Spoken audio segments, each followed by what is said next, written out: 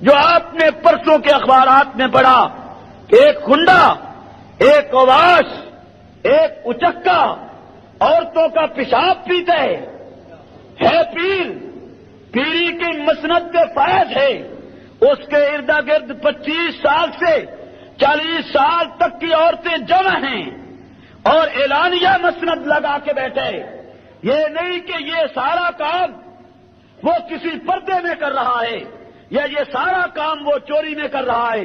اعلانیہ بیٹھے، مسند لگا کے بیٹھے اور اس کے ارد گرد عورتوں کا حلقے 25 سال سے 40 سال تک کی عمر عورتوں کی اخبار نے لکھی جو اس کے ارد گرد جمے. پھر وہ ان عورتوں سے کہتے ہیں تم پیشاب کرو، پھر وہ پیشاب کرتی ہیں، ان کا پیشاب جمع کرتا ہے اور اس کو ایک کڑاہ میں گرم کرتے اور اسی کڑاہ میں کتے کی سریاں ڈالتا ہے، کتے کی سریاں.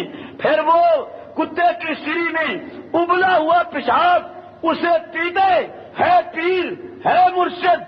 عورتیں اس سے عورتیں اس سے اولاد مانگنے آ رہی ہیں، عورتیں اس سے مشکلات کا حل چاہنے آ رہی ہیں، عورتیں اس سے اپنے مسائل کا حل تلاش کرتی پھر رہی ہیں، عورتیں اسے اپنا حاجت روا اور مشکل کشا مانے بیٹھی ہیں.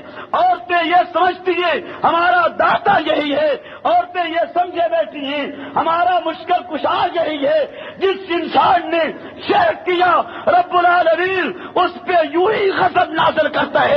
جس نے رب العالمین کا دروازہ چھوڑا کوئی بت کی پوجا پہ لگا، جس نے اس کا در چھوڑا کوئی دلدل کی پوجا پہ لگا، جس نے اس کا دروازہ چھوڑ دیا وہ درختوں کی پوجا پہ لگا، اور جو اس کے در سے دور ہوا وہ ایسے کو اپنا مشکل کشا مان بیٹھا جو اس کے سامنے پیشاب پیتے اور کتے کی سریاں ڈال کے پیتے. اور یہ کم بخت قوم، یہ بدبخت قوم، یہ خلیص قوم نبی کا کلمہ پڑھنے کے باوجود کتے اور پیشاب کو حرام جاننے کے باوجود اس کو مرشد مان رہی ہے جو دن دہاڑے ان کی موجودگی میں ان کی آنکھوں کے سامنے ان کی نوجوان بچیوں کو اپنے سامنے پیشاب کرواتا ہے، پھر پیشاب پیتا ہے، پھر ان کے لیے دعائیں کرتا ہے اور وہ سمجھتی ہے ہماری مشکلیں حل ہو جائیں گی. اس سے بڑا غضب کیا آئے گا، اس سے بڑی قیامت کیا ٹوٹے گی، اس سے بڑا صلح پیغمبر کی شریعت کے ساتھ کیا ہوگا. زبان سے اس کے نعرے بلند کرنے سے کوئی عاشق نہیں بن جاتا. اس کا کردار دیکھ، اس کا عمل دیکھ، اس کا کیریئر دیکھ. پیغمبر کی محبت کے نعرے بلند کر کے پیشاب پینے والوں، پیشاب پلوانے والوں اور غیر اللہ کو مشکل کشا ماننے والوں، نبی کی قدر کا حیا کرو، پیغمبر کے دین کا حیا کرو، نبی کی جرأت کا حیا کرو، نبی کی قربانی کا حیا کرو، پیغمبر کی ان صحابہ کا حیا کرو جو گرم تیل کے کڑاہ میں جل گئے دین کے لیے. اس بلال کا حیا کرو جس نے دین کے لیے کیل گڑوائے. اس خبیب کا حیا کرو جو انگاروں پہ لوٹ گیا، انگاروں پہ لیٹتا رہا دین کے لیے. ان کی شرم کرو، حیا کرو، اپنی بے حیائی سے باز آؤ. شیعہ سنی کا پیر بنے کیا مانا، شیعہ سنی کا مذہبی رہنما بنے کیا مانا، وہ اس کا مرشد اور مقتدا ہو کیا مطلب. لیکن جہالت یہاں تک پہنچی یہ پیشاب پینے والے کو مرشد سمجھا جا رہا ہے یا صدیق کے دشمن کو مرشد مانا جا رہا ہے یا صدیق کے دشمن کو مرشد مانا جا رہا ہے یا جھنگ کے موبے کو اپنا حاجت روا سمجھا جا رہا ہے. نہیں سمجھ رہے لوگ آپ کے؟ جی اگر یہ ہوتا کسی اور شہر کا اور میں حوالہ دیتا آپ توبہ کرتے. اچھا اتنے پاگل لوگ ہیں ننگے کو اپنا حاجت روا اور مشکل کشا مانے بیٹھے، لیکن کیونکہ آپ کے شہر کے اور آپ کے شہر کے کئی بے زمین لوگ، کئی مذہب دشمن لوگ اسے اپنا مشکل کشا حاجت روا مانے ہوئے اس کو نذرانے پیش کرتے، اسے پہنچا ہوا سمجھتی. نہ نماز، نہ روزہ، نہ کپڑے کی ضرورت، نہ شرم، نہ حیا، نہ کوئی زبان، نہ پاکیزگی، کھڑے پیشاب، بیٹھے ہوئے پیشاب، لیٹے ہوئے پیشاب. ایسے غلیظ انسان کو دعوت و ارشاد کے منصب پہ فائز کرنا، ایسے انسان کو اپنا مقتدا مان لینا، ایسے انسان کو مرشد کہنا دین کی توہین ہے، شریعت کی توہین ہے، مراٹ ہے شرع کے ساتھ۔ لیکن میں نے عرض کی ہے کہ خاتم الانبیاء کی سیرت نہ جاننے کی وجہ سے آج نتائج یہاں تک پہنچ گئے کہ ایک پیشاب پینے والے انسان کو مرشد مان لیا گیا، اور یہاں تک مان لیا گیا کہ دو آدمی سر دینے کو تیار ہیں، ہم قتل ہوتے ہیں تیرے لیے۔ اگلے دن انہوں نے قتل ہونا ہے، سر دینے۔ اللہ رحم کرے نمائندہ جنگ پر، اللہ اس پہ کرم نوازی فرمائے، وہ یہ اطلاع مل کے ہی موقع پہ پہنچا ہے۔ اس نے تمام حالات کا جائزہ لے کر تھانے اطلاع دی کہ ایک بدمعاش آدمی، ایک غنڈہ آدمی اس حد تک پہنچ گئے، اور لوگ اپنی جہالت کی وجہ سے اپنی نوجوان بچی اس کے حوالے کر رہے ہیں، اور اب سر دینے کو تیار ہیں۔ دو بے گناہوں کا سر چلا جائے گا، پولیس کو چاہیے بر وقت مداخلت کرے۔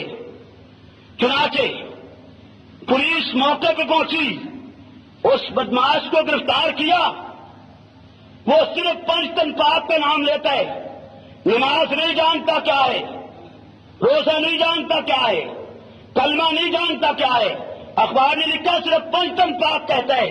ہم نے پوچھا کہ پنجتن کون ہے، ان کا نام بھی نہیں آتا تھا، نام ان کا بھی نہیں آتا تھا کہ پنجتن کون ہے، صرف زبان پہ لفظ رٹا ہوا ہے پنجتن پاک، یہی لفظ کہہ رہا ہے۔ لوگ اس کو مرشد مانے بیٹھے، اس کے لیے سر دینے کو تیار ہے۔ پولیس پکڑ کے لائی، اس خندے کو بھی پکڑ لائی، اور جو سر دینے کے لیے تیار ہوئے تھے ان کو بھی پکڑ کے لائی۔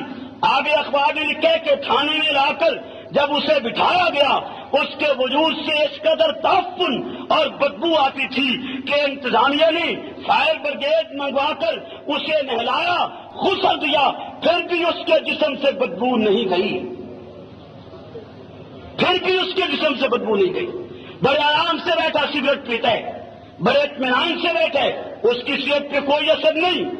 کہنا یہ چاہتا ہوں، اور صاحب اس بدبخت نے یہ بھی کہا کہ جن دو کو میں قتل کروں گا ان کے لیے ایک تابوت تیار کروں، اس تابوت میں ان کی لاشیں رکھنی ہے، اور ساتھ ہر آدمی اپنے گھر سے قرآن لائے تو قرآن بھی ساتھ دفن کرنا ہے۔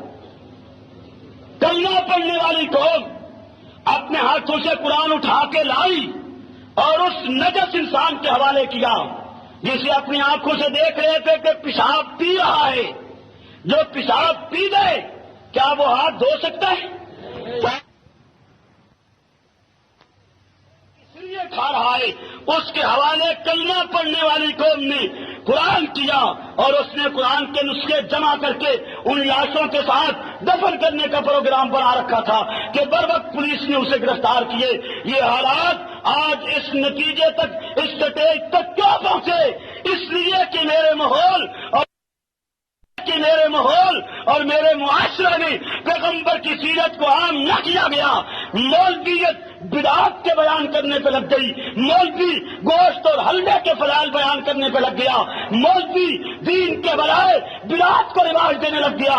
تیسرے دن کے کل پہ اس کی محنت صرف ہو گئی، گاری کے دودھ پہ اس کی محنت صرف ہو گئی، اور اس نے وہی چیزیں بیان کی جن کا پیٹ سے تعلق تھا، اس نے وہی کچھ بیان کیا جس کا بدعت سے تعلق تھا، اس نے وہی بیان کیا جس کا دین دشمنی سے تعلق تھا، اور اس کا نام یہ رکھا، یہ سنیت ہے۔ جس نے بدعت کے خلاف آواز اٹھائی اسے کبھی وہابی کہا گیا، اسے کبھی نجدی کہا گیا، اسے کبھی رسول دشمن کہا گیا۔ جو پیشاب پیتا ہے عورتوں کا وہ رسول کا عاشق ہے، وہ پیر ہے، وہ مرشد ہے، وہ نذرانے لے رہا ہے۔ اور جب پیغمبر کے دین کا بیان کرے، نبی کی شریعت بیان کرے، صحابہ کے لیے جان دے، اسے نبی کا دشمن گردانا گیا۔ میں کیوں نہ صدایات بلند کروں کہ یہی طبقہ جو اس طرح دین کا سفا کر رہا ہے، حقیقت یہ دین دشمن طبقہ طبقہ ہے، حقیقتاً یہ دین کا باقی طبقہ ہے، حقیقتاً یہ دین کے ساتھ بغاوت کرنے والا گروہ ہے۔ جب تک آپ اپنے ماحول سے بدعات کو، رسومات کو، برادری رواج کو، غلیظ گفتگو کو، غلیظ باتوں کو دور نہیں کریں گے اور فرادی لوگوں کو پیر اور مرشد ماننے سے انکار نہیں کریں گے، نہ تمہاری قسمت سنورے گی، نہ تمہاری اولاد کی قسمت سنورے گی۔